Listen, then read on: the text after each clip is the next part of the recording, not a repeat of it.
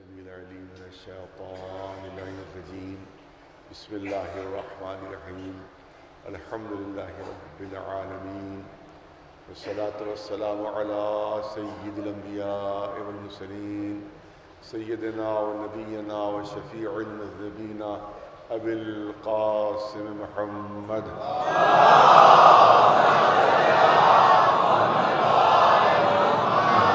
النبيين الطاهرين المعصومين.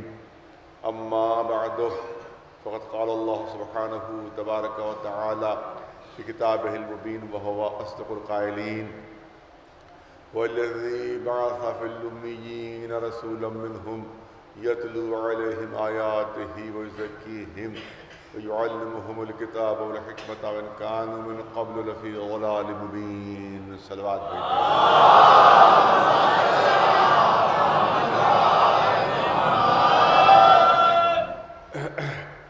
ایک ضروری اور اہم اعلان آپ کی خدمت میں کرنا ہے کہ خطیب اکبر جناب مولانا مرزا محمد اطہر صاحب قبلہ عالیہ مقامہ کے چہلم کی مجلس انشاءاللہ 3 اپریل کو آج شری امام باڑے لکھنؤ میں منعقد ہوگی انشاءاللہ 10:30 کے آس پاس، اور آپ تمام حضرات سے اور یہاں کے جو علماء کرام ہیں سب سے اہل خانوادہ کی طرف سے شرکت کی التماس ہے، کیونکہ یہ میں اعلان انہی کے خاندان کی طرف سے کر رہا ہوں کہ جو سوگوار ہیں ان کی طرف سے کر رہا ہوں، کیونکہ مجھ سے کہا گیا ہے کہ اہل خاندان کی طرف سے آپ حضرات کو دعوت اور علماء سے خصوصی یہ التماس کو زیادہ سے زیادہ تعداد میں اس مجلس چہلم میں شرکت فرمائیں انشاءاللہ 3 اپریل کو آج شری امام باڑہ لکھنؤ 10:30 بجے دن میں انشاءاللہ یہ مجلس منعقد ہوگی. سلوات بھیجیں.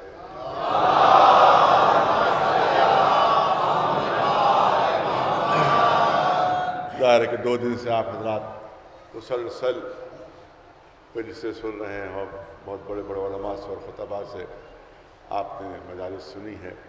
موضوع ایک ہے اور اسی پر ہر ایک نے جو ہے اپنے بیانات عالیہ سے آپ حضرات کو سرفراز فرمایا. بہرحال مجھے بھی تھوڑی خدمت کرنا ہے اور اہل بیت علیہ السلام محمد و آل محمد علیہ السلام کی بارگاہ میں کچھ طرح عقیدت پیش کرنا ہے. آیہ کریمہ جس کو میں نے عنوان بیان قرار دیا ہے وہ سورہ جمعہ کی مشہور آیہ کریمہ کہ جس میں اعلان ہو رہا ہے کہ اللہ وہ اللہ ہے جس نے امیین میں انہی میں کہ ایک رسول بھیجا.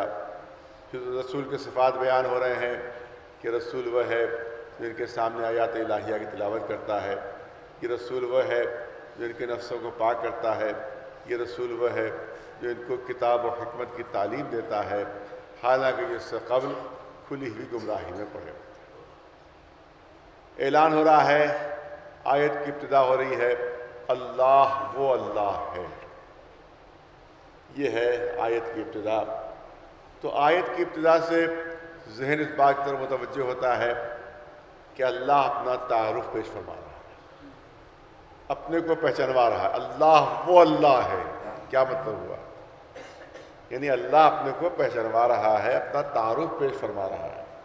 تو جب بھی کوئی ذات کوئی شخصیت اپنے کو پہچانواتی ہے، اپنا تعارف پیش کرتی ہے، تو اپنے صفات بیان ہوتے ہیں، اپنے کمالات بیان ہوتے ہیں کہ میں ایسا ہوں، میں ایسا ہوں، میں ایسا ہوں. یہ تو آپ نے کبھی نہیں دیکھا ہوگا کہ کوئی اپنے کو پہچانوا رہا ہو مگر صفتیں کسی اور کے بیان کرے، کمالات کسی اور کے بیان کرے. بہت توجہ چاہوں گا. جب بھی کوئی اپنے کو پہچانواتا ہے تو اپنے صفات بیان ہوتے ہیں، اپنے کمالات بیان ہوتے ہیں. لیکن یہاں پر قدرت نے عجیب انداز اختیار فرمایا ہے، اللہ وہ اللہ ہے. اس سے اندازہ ہو رہا ہے کہ اللہ اپنا تعارف پیش فرما رہا ہے، اپنے کو پہچانوا رہا ہے. لیکن قدرت نے عجیب انداز اختیار فرمایا کہ اپنے کو پہچانوا رہا ہے مگر اپنے صفات بیان نہیں ہو رہے ہیں، اپنے کمالات بیان نہیں ہو رہے ہیں، بلکہ صفتیں رسول کی بیان ہو رہی ہیں، کمالات رسول کے بیان ہو رہے ہیں. میں ایسا اللہ ہوں کہ جس نے ایسا رسول بھیجا. توجہ رہے، توجہ رہے. اب تصور کیجئے کہ وہ رسول کتنا عظیم ہوگا کہ جس کے ذریعے سے پروردگار اپنے کو پہچانوا رہا ہے. اب یہ آیہ کریمہ لمحہ فکریہ ہے ان لوگوں کے لیے کہ جو رسول کو اپنا جیسا کہتے ہیں، ان کے لیے لمحہ فکریہ ہے آیہ کریمہ کہ آ کر دیکھو کہ اللہ رسول کے ذریعے سے اپنا تعارف پیش کر رہا ہے۔ تو ذرا تصور تو کرو کہ وہ بندہ کتنا عظیم ہوگا کہ جس کے ذریعے سے خالق اپنے کو پہچانوا رہا ہے۔ بہت توجہ رہے، وہ مخلوق کتنی کامل ہوگی کہ جس کے ذریعے سے خلاق کائنات اپنے کو پہچانوا رہا ہے۔ وہ تصویر کتنی حسین ہوگی کہ جس کے ذریعے سے مصور کائنات اپنا تعارف پیش کر رہا ہے، اور وہ سند کتنی کامل ہوگی کہ جس کے ذریعے سے صنع عالم اپنے کو پہچانوا رہا ہے۔ صلوات بھیجے بلند آواز۔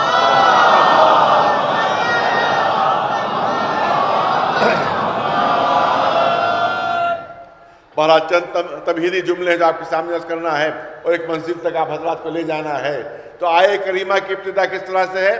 اللہ وہ اللہ ہے، جس سے اندازہ یہ ہوتا ہے کہ قدرت اپنا تعارف پیش فرما رہی ہے، اپنے کو پہچانوا رہی ہے، مگر صفت رسول کی بیان ہو رہی ہیں، کمالات رسول کے بیان ہو رہے ہیں، صفات رسول کے بیان ہو رہے ہیں۔ اللہ کی تعریف کو کیا کہتے ہیں آپ سب کو معلوم ہے۔ اللہ کی تعریف کو کہتے ہیں حمد۔ بچوں کے لیے عرض کر رہا ہوں، اللہ کی تعریف کو کہتے ہیں حمد، اور رسول کی تعریف کو کہتے ہیں نعت۔ بزرگ سب جانتے ہیں، مجھ سے بہتر جانتے ہیں کہ اللہ کی تعریف کو حمد کہا جاتا ہے، اور رسول کی اگر تعریف ہو تو اس کو نعت کہا جاتا ہے۔ تو عجیب آیہ کریمہ ہے کہ ایک ہی وقت میں حمد بھی ہے اور نعت بھی ہے۔ ارے توجہ چاہوں گا، ایک ہی وقت میں حمد بھی ہے اور نعت بھی ہے، ایک ہی وقت میں اللہ کی تعریف بھی ہے، رسول کی تعریف بھی ہے، ایک ہی وقت میں اللہ کا ذکر بھی ہے، رسول کا ذکر بھی ہے، ایک ہی وقت میں دو تذکرے ہیں۔ بہت توجہ رہے، ایک منزل تک لے جانا، بہت توجہ چاہوں گا۔ ایک ہی وقت میں دو ذکر ہیں، ایک ہی وقت میں دو تعریفیں ہیں، ایک ہی وقت میں دو تذکرے ہیں۔ آپ دیکھیں کہ ایک رخ سے دیکھیے تو اللہ کی حمد ہے، دوسرے رخ سے دیکھیے تو نعت محمدیہ ہے۔ توجہ چاہوں گا، ایک رخ سے دیکھیے تو اللہ کی حمد ہے، دوسرے رخ سے دیکھیے تو نعت محمدیہ ہے۔ جو دنیا کے آئینے ہیں ان میں ایک نقص پایا جاتا ہے، ایک کمی پائی جاتی ہے کہ ایک رخ چمکتا ہے، دوسرا رخ تاریک ہوتا ہے۔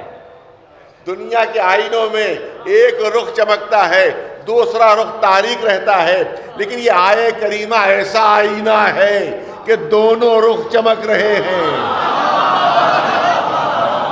ارے صاحبان ذوق تشریف فرما ہے، یہ آیہ کریمہ ایسا آئینہ ہے کہ دونوں رخ چمک رہے ہیں۔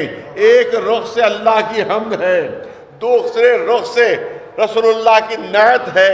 اب ہم کو قرآن مجید میں مثال ملی کہ دو تعریفیں اس طرح سے مل جاتی ہیں کہ الگ نہیں ہو سکتی، دو تذکرے اس طرح سے متحد ہو جاتے ہیں کہ جدا نہیں ہو سکتے۔ اگر اللہ کی تعریف ہے تو ساتھ ہی ساتھ رسول کی تعریف ہے۔ توجہ رہے، اگر رسول کی تعریف ہے تو ساتھ ہی ساتھ اللہ کی تعریف بھی ہے۔ اگر اللہ کا ذکر شروع ہوا تو ساتھ ہی ساتھ رسول کا ذکر بھی شروع ہو گیا، اور اگر رسول کا ذکر شروع ہوا تو ساتھ ہی ساتھ اللہ کا ذکر بھی ہے۔ یعنی ایک ہی وقت میں دو تذکرے ہیں۔ توجہ رہے، ایک ہی وقت میں دو تعریفیں ہیں، نہ لفظ بدلی، توجہ رہے، نہ جملہ بدلا، نہ لفظ بدلی، نہ آیت بدلی، مگر تذکرے دو ہیں، تعریفیں دو ہیں، ایک ہی آیت ہے، لفظ وہی ہیں، جملہ وہی ہے، مگر تعریفیں دو ہیں۔ بہت توجہ، تذکرے دو ہیں، ایک ہی وقت میں اللہ کی تعریف بھی ہے، ایک ہی وقت میں رسول کی تعریف بھی ہے۔ تو جب ہم کو قرآن میں مثال مل گئی کہ دو تعریفیں اس طرح سے مل جاتی ہیں کہ ان کو الگ نہیں کیا جا سکتا، ایک ہی وقت میں دو تذکرے ہوتے ہیں، ایک ہی وقت میں دو تعریفیں ہوتی ہیں، تو جب ہم کو قرآن میں مثال ملی تو اب کوئی تعجب نہ کرے اگر رسول اللہ سند دے دیں کہ علی کا ذکر میرا ذکر ہے، میرا ذکر خدا کا ذکر ہے، اور خدا کا ذکر عبادت ہے۔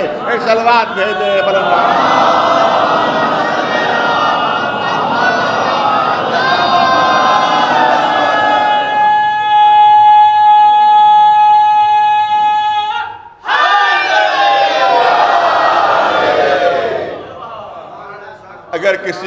کریمہ میں شک ہو تو ارشاد رسول کو دیکھ لے، اگر ارشاد رسول میں شک ہو تو آئے کریمہ کو دیکھ لے کہ ایک ہی وقت میں اللہ کی تعریف بھی اور رسول کی تعریف بھی، لہذا رسول اللہ سند دے رہے ہیں کہ علی کا ذکر میرا ذکر ہے۔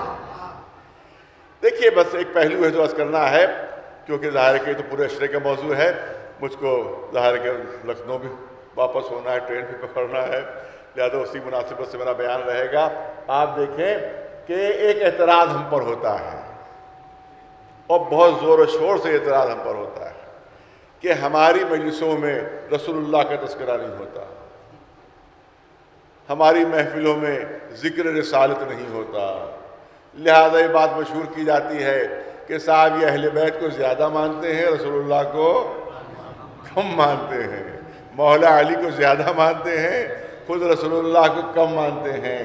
یہ بات کبھی کبھی بطور اعتراض کہی جاتی ہے، الزام کے طور پر کہی جاتی ہے، جبکہ یہ الزام بالکل غلط ہے، یہ الزام بالکل جھوٹا ہے، کیونکہ ہماری کوئی بھی مجلس، کوئی بھی محفل، کوئی بھی بزم بغیر تذکرہ رسول کے شروع ہی نہیں ہوتی، بغیر تذکرہ رسالت کے ہماری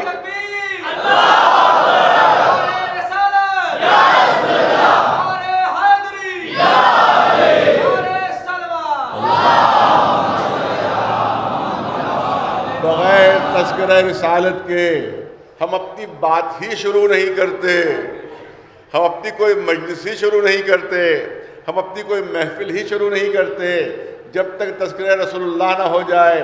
ابھی آپ نے خطبے میں دیکھا کہ پہلے اللہ کا ذکر ہوا، پھر رسول اللہ کا ذکر ہوا، پھر بات آگے بڑھی۔ اس کا مطلب یہ ہے کہ بغیر ذکر اللہ کے اور بغیر تذکرہ رسالت کے ہماری کوئی محفل و مجلس شروع ہی نہیں ہوتی۔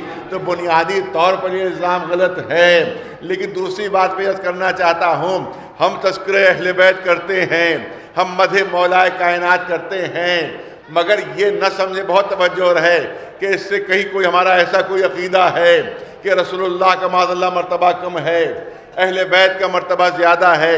ہم تذکرہ اہل بیت اس لیے کرتے، بہت توجہ، ہم تذکرہ اہل بیت اس لیے کرتے ہیں، ہم مدح اہل بیت اس لیے کرتے ہیں، ہم فضائل اہل بیت اس لیے بیان کرتے ہیں کہ اس سے بہتر کوئی نعت محمدیہ نہیں ہے،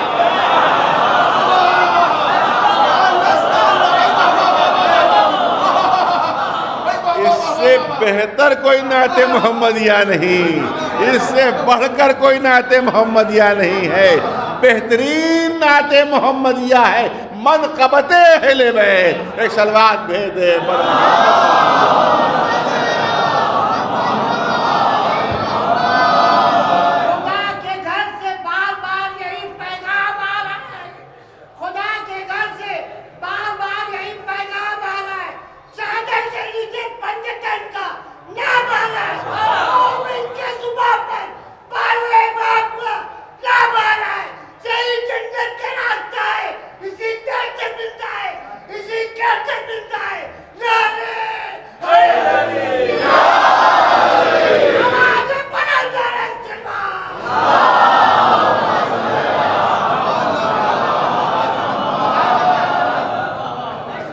تذکرہ اہل بیت حقیقت میں تذکرہ رسالت ہے۔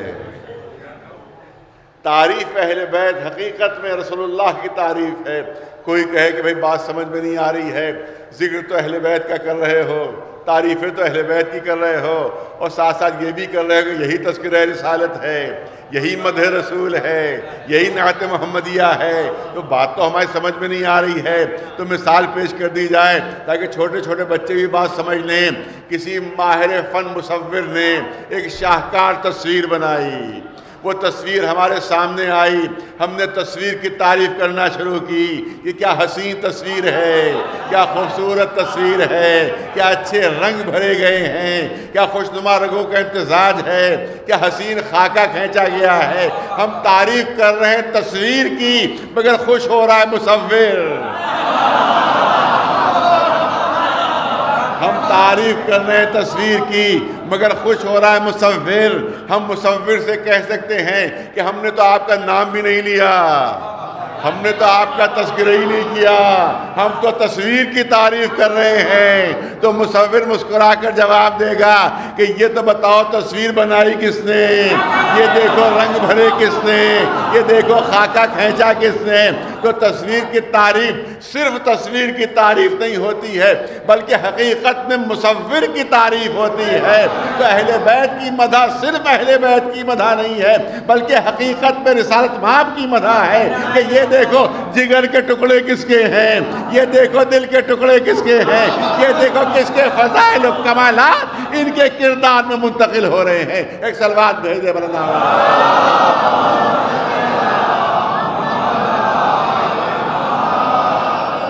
نہیں، ایک مثال اور دے دی جائے تاکہ اور بات واضح ہو جائے بچوں جوانوں کے لیے کہ جب بھی ہم کسی کے گھر میں جاتے ہیں تو گھر اس کا اگر خوبصورت بنا ہوا ہے تو پھر وہ مہمان کو پورا گھر دکھاتا ہے کہ بھئی دیکھیے ڈرائنگ روم اتنا اچھا ہے، اور یہ ڈائننگ روم اتنا اچھا ہے، اور یہ فلاں چیز اتنی اچھی ہے، اور یہ کتنا عمدہ گھر بنا ہوا ہے۔ اور اگر گھر میں باغیچہ بھی ہو تو باغیچے بھی لے جاتا ہے کہ دیکھیے کتنے اچھے اچھے درخت ہیں یہاں پر ہمارے باغیچے میں۔ تو ایک صاحب کے گھر میں گیا، کہا چلیے دیکھیے میرے باغیچے میں کتنے اچھے اچھے درخت لگے ہوئے ہیں۔ ایک درخت کے قریب لے کر گئے، واقعی بڑا خوبصورت درخت تھا، بڑا حسین درخت تھا۔ جب میری نگاہ اس درخت پر پڑی تو میں نے کہا کہ کیا مضبوط اس کی شاخیں ہیں۔ انہوں نے کہا کہ آپ تو شاخ کی تعریف کر رہے ہیں، آپ تو درخت کی تعریف ہی نہیں کر رہے ہیں۔ میں نے کہا کیسے سرسبز و شاداب پتے ہیں اس کے۔ کہا دیکھیں پھر وہی آپ غلطی کر رہے ہیں، آپ پتوں کی تعریف کر رہے ہیں، آپ تو درخت کی تعریف ہی نہیں کر رہے ہیں۔ میں نے کہا کیا حسین پھول ہیں اس درخت میں۔ وہ کہا دیکھیں پھر وہی آپ نے غلطی کی، ارے آپ پھولوں کی تعریف کر رہے ہیں، آپ درخت کی تعریف ہی نہیں کر رہے ہیں۔ میں نے کہا کیا مضبوط جڑ ہے اس درخت کی۔ کہا دیکھیں پھر آپ نے درخت کی تعریف نہیں کی۔ تو میں کہوں گا کہ ذرا مجھے اتنا بتا دیجئے کہ اگر کسی درخت میں جڑ نہ ہو، اس میں شاخیں نہ ہوں، اس میں پتے نہ ہوں، اس میں پھول نہ ہوں، تو پھر اس میں تعریف کے لیے بچے گا کیا؟ جا رہا ہوں تو جو اہل بیت ہیں، کوئی اس درخت جو شجر نبوت کی کوئی شاخ ہے، کوئی پتا ہے، کوئی پھل ہے، کوئی پھول ہے، اور خود رسول اس درخت کی جڑ ہے۔ لہذا درخت کی تعریف جو ہوتی ہے، یہ درخت کی تعریف جو ہے، یہ اہل بیت کی مدح جو ہے وہ خود رسول کی تعریف ہے، رسول کی مدح ہے۔ ایک سلوات بھیجے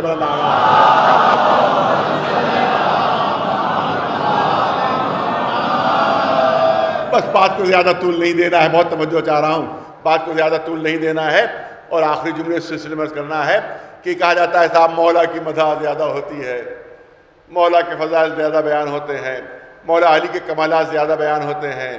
اس کا مطلب یہ ہے کہ ان کی نگاہوں میں مولا علی کا مرتبہ زیادہ ہے، رسول کا مرتبہ کم ہے۔ ہرگز ایسا کوئی تصور ہمارے دماغ میں نہیں ہے، بلکہ تمام شیعوں کی طرف سے اس منبر سے بیان کیا جا سکتا ہے کہ ہم سب شیعوں کا عقیدہ یہ ہے کہ کائنات میں سب سے افضل ذات اللہ کے بعد اگر کسی کی ہے تو حضور سرور کائنات محمد مصطفیٰ صلی اللہ علیہ وآلہ وسلم کی، یہ ہم سب کا عقیدہ ہے، ہم سب کا عقیدہ۔ توجہ رہے، انشاءاللہ ایک لفظ بھی ضائع نہیں ہوگا، بہت باذوق مجمع میرے سامنے ہے، پوری توجہ چاہوں گا، لیکن ہم مولا کے فضائل بیان کرتے ہیں، ارے توجہ رہے، ہم مولا کے کمالات بیان کرتے ہیں۔ اس سے یہ ذہن میں تصور نہ آنا چاہیے کہ ہم معاذ اللہ رسول کا مرتبہ کم سمجھتے ہیں، مولا علی کا مرتبہ زیادہ سمجھتے ہیں۔ ہم مولا کے فضائل، ان کے کمالات اس لیے دنیا کے سامنے پیش کرتے ہیں کہ دنیا یہ دیکھ لے کہ جب شاگرد ایسا ہے تو استاد کیسا ہوگا، جب وزیر ایسا ہے تو خود سلطان کیسا ہوگا، جب وسیع ایسا ہے تو خود رسول کیسا ہوگا، جب باب شہر علم ایسا ہے تو خود شہر علم کیسا ہوگا، جب ساقی کوثر ایسا ہے تو مالک کوثر خود کیسا ہوگا، جب قصیب جنت و نار ایسا ہے تو مالک جنت و نار خود کیسا ہوگا۔ صلوات بلند آواز پر محمد۔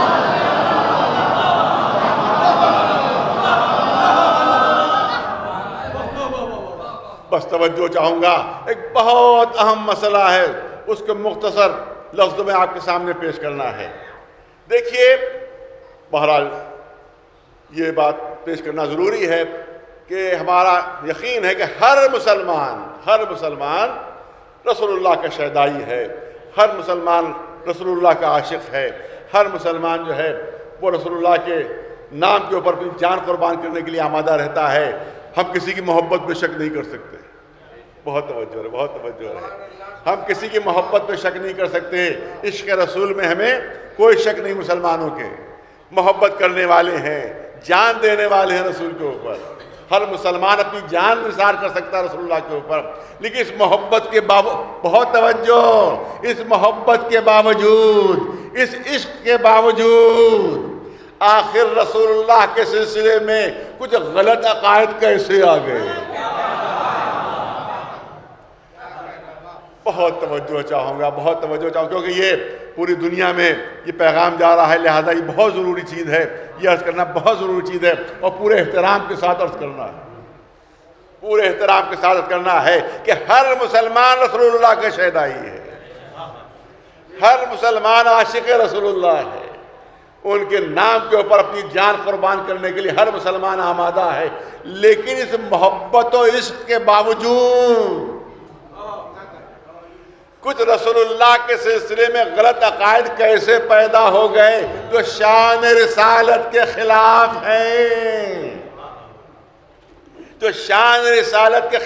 ہیں، تو آپ یاد رکھیے کہ صرف اس کا ایک بنیادی سبب ہے۔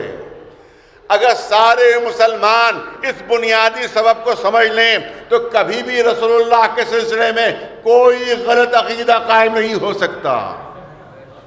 اس ایک بنیادی سبب کو اگر سمجھ لیں تو کبھی کوئی غلط عقیدہ قائم نہیں ہو سکتا، کیونکہ اگر کسی تصویر کے بہت سے ٹکڑوں، پھر مثال دی جائے، اگر کسی تصویر کے بہت سے ٹکڑے ہوں اور صرف ایک ٹکڑا ہمارے سامنے لایا جائے اور ہم سے کہا جائے پہچانیے کس کی تصویر ہے، تو ہمیشہ پہچاننے میں غلطی ہوگی۔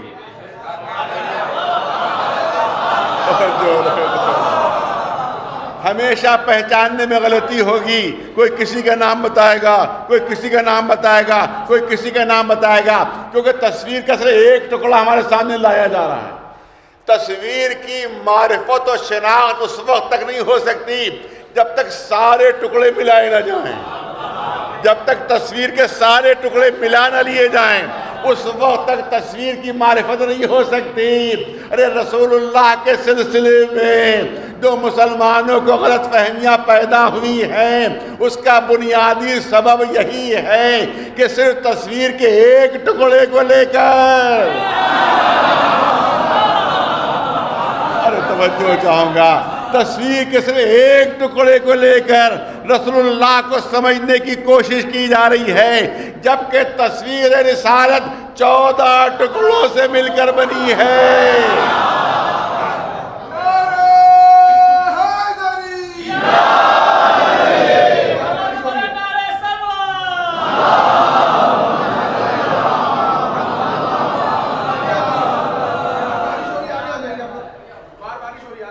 تھوڑا آگے آ جائے کہ بارش کی وجہ سے باہر والوں کو دقت ہے۔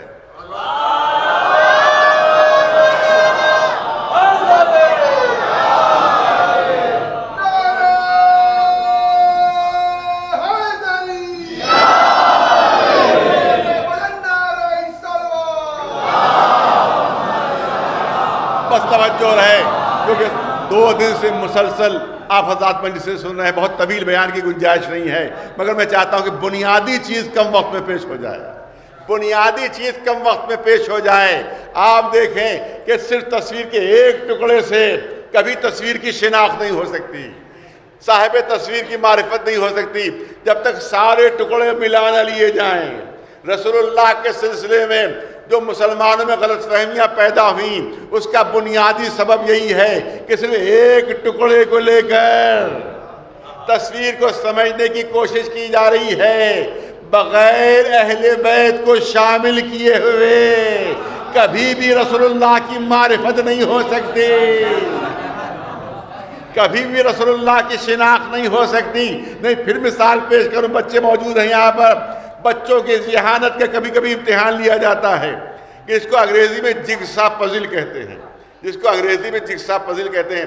جو اسکول میں پڑھتے ہیں ان بچوں کو اندازہ ہوگا وہ جگسا پزل کیا ہوتا ہے کہ ایک تصویر کے بہت سے ٹکڑے پھیلا دیے جاتے ہیں اور اس کے بعد بچے کی ذہانت کا امتحان لیا جاتا ہے بچوں کی کہ کون سب سے پہلے تصویر کے سارے ٹکڑوں کو ملا کر تصویر مکمل کر لیتا ہے. تو جو سب سے پہلے تصویر کے ٹکڑوں کو صحیح ملا کر تصویر مکمل کر لیتا ہے تو اسے ذہانت کا پہلا انعام ملتا ہے.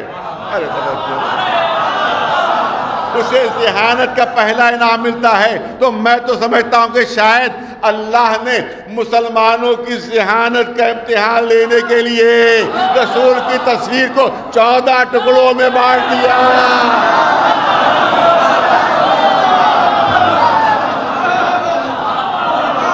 کون تصویر کے ٹکڑوں کو صحیح ملا کر تصویر کو مکمل کر لیتا ہے. تصویر رسالت 14 ٹکڑوں سے مل کر بن رہی ہے اور یہ کاغذ کے ٹکڑوں سے نہیں بنی ہے, دل کے ٹکڑوں سے بنی ہے, جگر کے ٹکڑوں سے بنی ہے. صلوات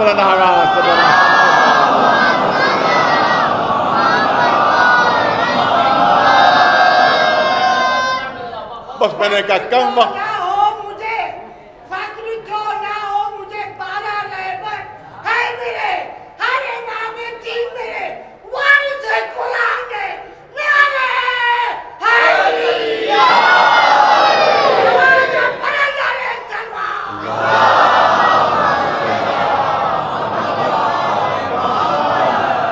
اگر رسول اللہ کو لینا ہو تو اہل بیت سے لینا ہوگا.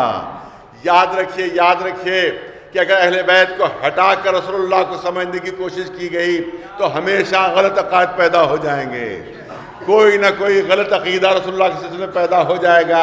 یہی وجہ ہے کہ ہمارے مسلک میں پوری حدیث کی کتابیں دیکھ ڈالیے, کوئی ایسی حدیث نہیں ملے گی کہ جس پر کوئی انگلی رکھ سکے, جس کے لیے کوئی کہہ سکے کہ شان رسالت کے خلاف ہے یہ حدیث, مرتبہ رسالت کے خلاف ہے یہ حدیث, کیونکہ ہم نے رسول اللہ کو اہل بیت کے ذریعے سے لیا ہے, ہم نے رسول اللہ کو آل رسول کے ذریعے سے لیا ہے, ان کے جگر کے ٹکڑوں کے ذریعے سے لیا ہے. لہذا ہم میں کوئی ایسا عقیدہ نہیں ملے گا کہ جو ہلکا سا بھی شان رسالت کے خلاف ہو, میں بہت توجہ چاہوں گا کیونکہ احتیاط سے گفتگو کرنا ہے. ہمیشہ سوال اس سے پوچھنا چاہیے کہ جس پہ جواب دینے کی صلاحیت ہو.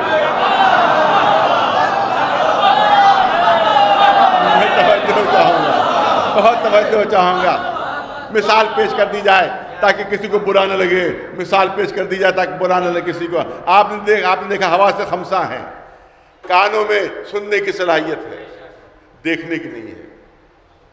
کان سونگ نہیں سکتا, کان صرف سن سکتا ہے, نہ دیکھ سکتا ہے, نہ سونگ سکتا ہے, نہ لفظ کر سکتا ہے. آنکھوں میں دیکھنے کی صلاحیت ہے, سونگنے کی صلاحیت آنکھوں میں نہیں ہے, لفظ کرنے کی صلاحیت آنکھوں میں نہیں ہے, آنکھوں میں دیکھنے کی صلاحیت ہے.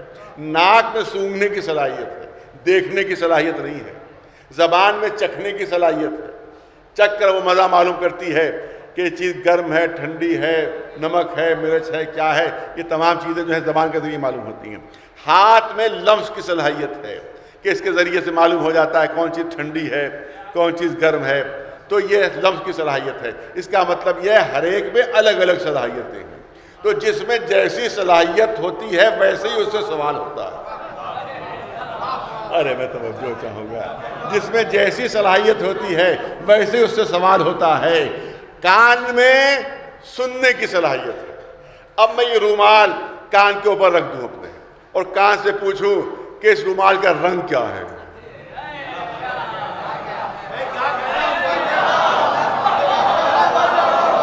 اس رومال کا رنگ کیا ہے, تو 24 گھنٹے تک یہ کان کے اوپر رومال رکھا رہے گا مگر کان رنگ نہیں بتا سکتا.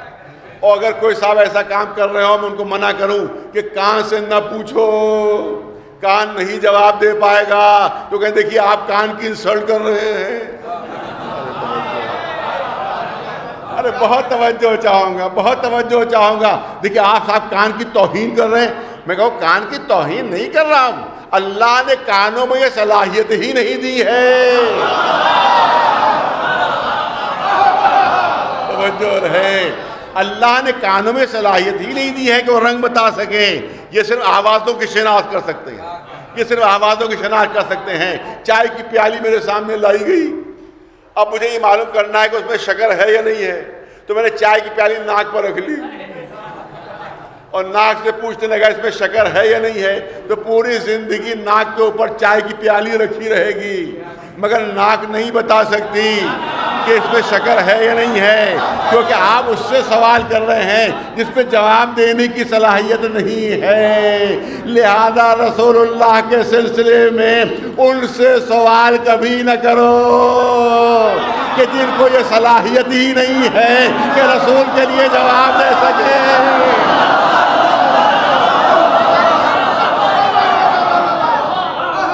رسول اللہ کے بارے میں سوال کرنا ہے تو جگر کے ٹکڑوں سے سوال کرو، دل کے ٹکڑوں سے سوال کرو. ارے جو اس قرآن کے پارے ہیں ان پاروں سے سوال کرو. ایک صلوات بھیج دے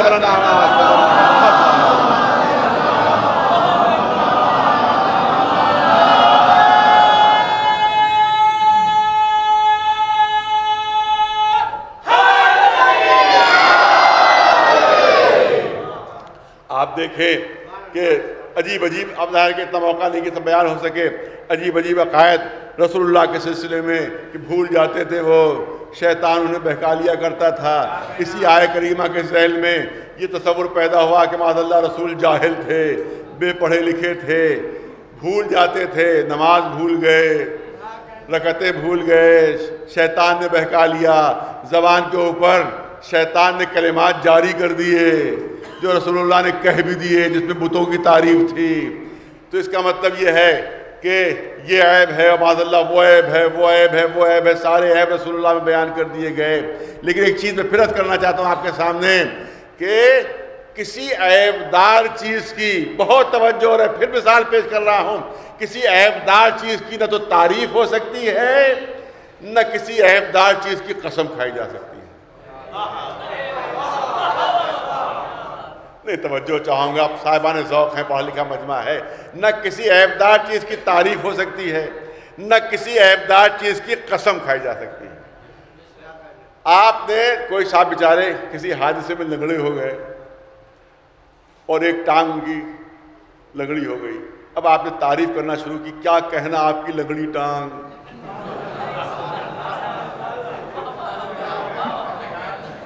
وہ خوش ہوں گے، وہ خوش ہوں گے، بلکہ بیساکھی لے کے دوڑا دیں گے، بیساکھی سے پٹائی کر دیں گے. ارے تم مذاق اڑا رہے ہو. مذاق کہاں اڑا رہے، تعریف کر رہے ہیں.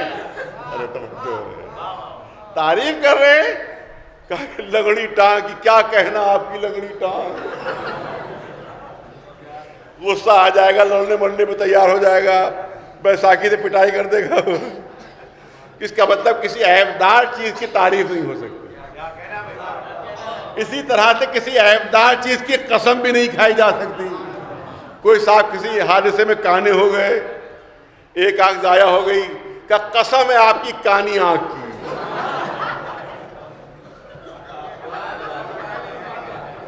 قسم ہے آپ کی کانی آنکھ کی. خوش ہوں گے، وہ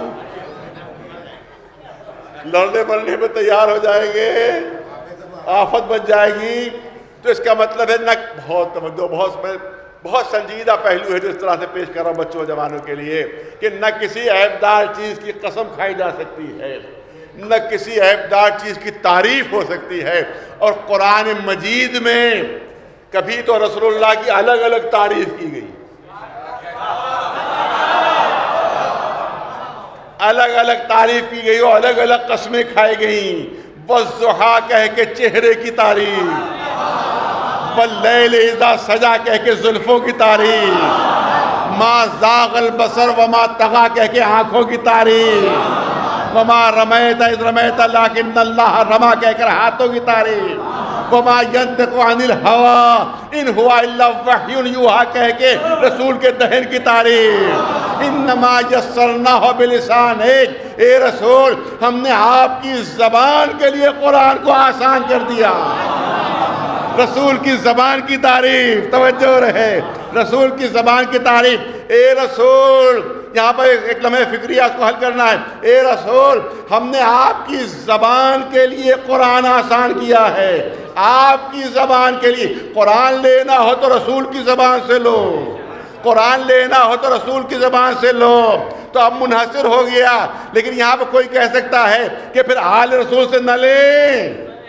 ارے توجہ رہے، توجہ رہے، توجہ رہے. رسول اللہ نے مسئلہ حل کر دیا. قرآن نے کہا کہ اگر اللہ نے قرآن میں فرمایا کہ اگر قرآن لینا ہو تو رسول کی زبان سے لو، اور رسول نے اپنی حال کو اپنی زبان چسا کر بتایا کہ دیکھو یا میری زبان سے لو یا جس کو میں اپنی زبان چسا رہا ہوں اس کی زبان سے لو. ایک صلوات بلند آواز سے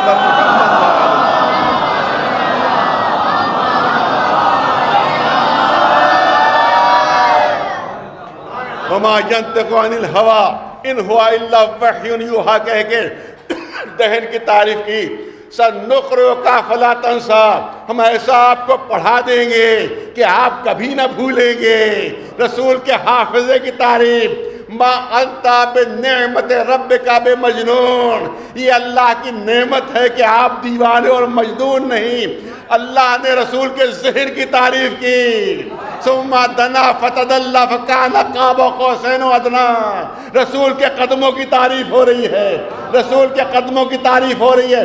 کبھی الگ الگ تعریف، کبھی الگ الگ مدحہ، اور کبھی ایک جگہ پہ اکٹھا کر کے ارشاد فرمایا لعمرک، اے رسول آپ کی پوری زندگی کی قسم، آپ کی پوری زندگی کی قسم. نہ کسی عیبدار چیز کی تعریف ہو سکتی ہے، نہ کسی عیبدار چیز کی قسم کھائی جا سکتی ہے.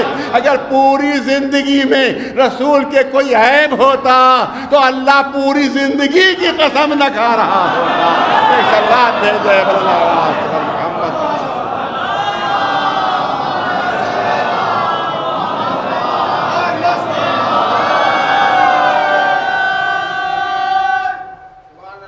ایک صلوات بلند آواز پر محمد و آل محمد. بس دامن وقت پہ زیادہ گنجائش نہیں ہے، تو جب تک سارے ٹکڑوں کو نہ ملا لیا جائے، بس بات کو مکمل کرنا چاہتا ہوں، جب تک سارے ٹکڑوں کو نہ ملا لیا جائے اس وقت تک رسول اللہ کی معرفت نہیں ہو سکتی، اس وقت تک رسول اللہ کی شناخت نہیں ہو سکتی. تو اگر کسی شخصیت کے لیے خود رسول سند دے دیں، خود سند دے دے، فاطمہ تو بضعۃ منی، فاطمہ وہ ٹکڑا ہے جو مجھ سے ہے، تو اس کے بغیر رسول کی معرفت کیسے ہو سکتی ہے؟ اس کو جدا کر کے رسول کی معرفت کیسے ہو سکتی ہے؟ یاد رکھیے، یاد رکھیے، رسول کی رسالت ناقص ہو جائے گی، نامکمل ہو جائے گی اگر جناب فاطمہ زہرا کی سیرت کو سیرت رسول اللہ میں شامل نہ کیا جائے. کیونکہ عورتوں کے لیے صرف زبانی قول رہ جائیں گے، عمل نہیں ملے گا رسول کا. لہذا اگر میدان ہدایت میں عورتیں بہک جائیں تو میدان حشر میں وہ کہہ سکتی ہیں کہ پالنے والے اگر ہدایت کے میدان میں بہک گئے تو اس میں ہمارا کیا قصور ہے، کیونکہ ہمارے سامنے تو رسول کا صرف قول ہی قول تھا، عمل موجود نہیں تھا. کیونکہ کوئی مرد عورتوں کے لیے نمونہ عمل نہیں بن سکتا، کوئی مرد عورتوں کے لیے نمونہ عمل نہیں بن سکتا. اسی لیے اللہ نے رسول کی آغوش میں فاطمہ زہرا کو عطا کیا تاکہ خواتین کے لیے معصوم نمونہ عمل موجود رہے، خواتین کے لیے معصوم نمونہ عمل موجود رہے. اب تمام اپنے علماء کی تحقیق کا خلاصہ پیش کرنا چاہتا ہوں. بہت بہترین دلیل ہے جو آپ کے سامنے پیش کرنا چاہتا ہوں. آپ دیکھیں کہ رسول اللہ نے ہر ایک کے لیے عملی نمونہ پیش کیا. پہلے خود عمل کیا ہے، پھر دوسروں سے مطالبہ کیا ہے، لیکن خواتین کے لیے عملی نمونہ رسول نہیں بن سکتے تھے. ضرورت تھی کہ ایک معصوم نمونہ عمل ہو یہی وجہ ہے. اب میں خلاصہ پوری تحقیق کا آپ کے سامنے پیش کرنا چاہتا ہوں.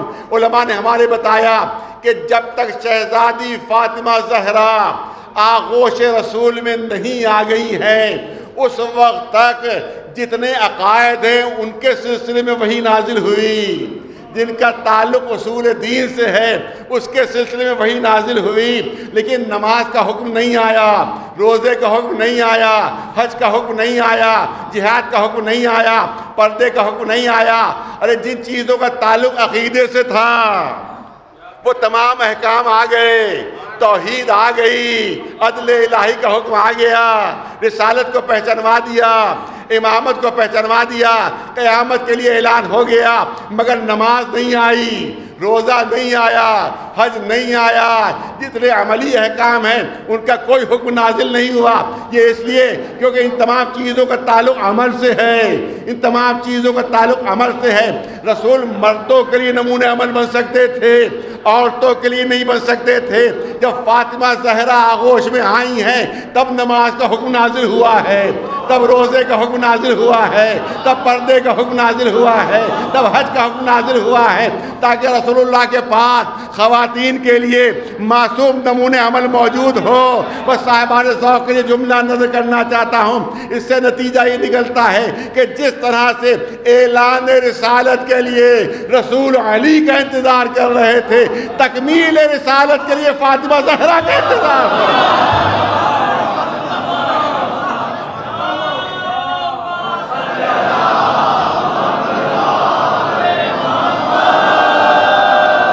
اگر شہزادی نہ ہوتی تو رسالت مکمل نہیں ہو سکتی تھی, ناقص رہتی رسالت, ناقص رہتی رسالت. اسی لیے تعظیم کے لیے اٹھ رہے ہیں, اسی لیے تعظیم کے لیے اٹھ رہے ہیں.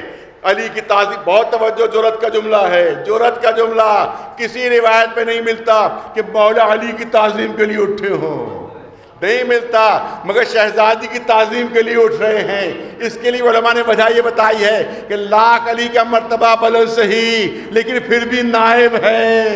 ارے توجہ رہے, لاکھ مرتبہ علی کا بلند صحیح مگر پھر بھی نائب ہیں. اور فاطمہ زہرا رسالت میں برابر کی شریک ہیں. تو جس طرح سے کوئی برابر کے عہدیدار کی تعظیم کرتا ہے, رسول فاطمہ زہرا کی تعظیم کر رہے ہیں. صلوات برنا محمد وآل محمد. بہت توجہ چاہوں گا حضرات کی, کم وقت میں اپنی بات کو مکمل کر دینا ہے. صحیح ترمذی شریف کی روایت ہے کہ جب بھی فاطمہ تشریف لاتی تھی اللہ کے رسول تعظیم کے لیے اٹھ جاتے تھے. نہ صرف تعظیم کے لیے بلکہ ہاتھوں کو بوسا بھی, نہ صرف ہاتھوں کو بوسا بلکہ اپنی جگہ پر بٹھاتے بھی تھے. بہت توجہ رہے, اپنی جگہ پر بٹھاتے تھے, ہاتھوں کو بوسا دیتے تھے, تعظیم کے لیے اٹھ جاتے تھے. بس توجہ رہے, جو کرنا چاہتا ہوں دو جملے ذرا سا تمہید کے طور پر, نتیجے سے پتہ چلے گا رب کا. اخبارات میں, ٹی وی پر صاحب حضرات دیکھتے رہتے ہیں کہ ایک ملک سے دوسرے ملک سے معاہدہ ہوا, ہندوستان سے امریکہ سے معاہدہ, ہندوستان سے روس سے معاہدہ, ہندوستان سے ایران سے معاہدہ. اب مثال اس کی دے دی جائے کہ ہندوستان سے ایران سے معاہدہ ہوا.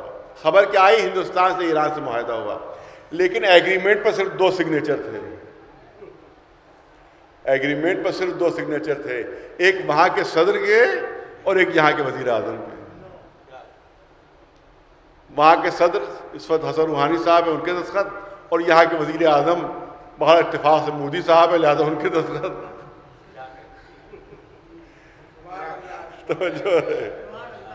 تو اب دستخط تو 2 ہی تھے, بہت توجہ, پڑھے لکھے مجمع کے لیے جملے ہیں. دستخط 2 تھے, سگنیچر 2 تھے.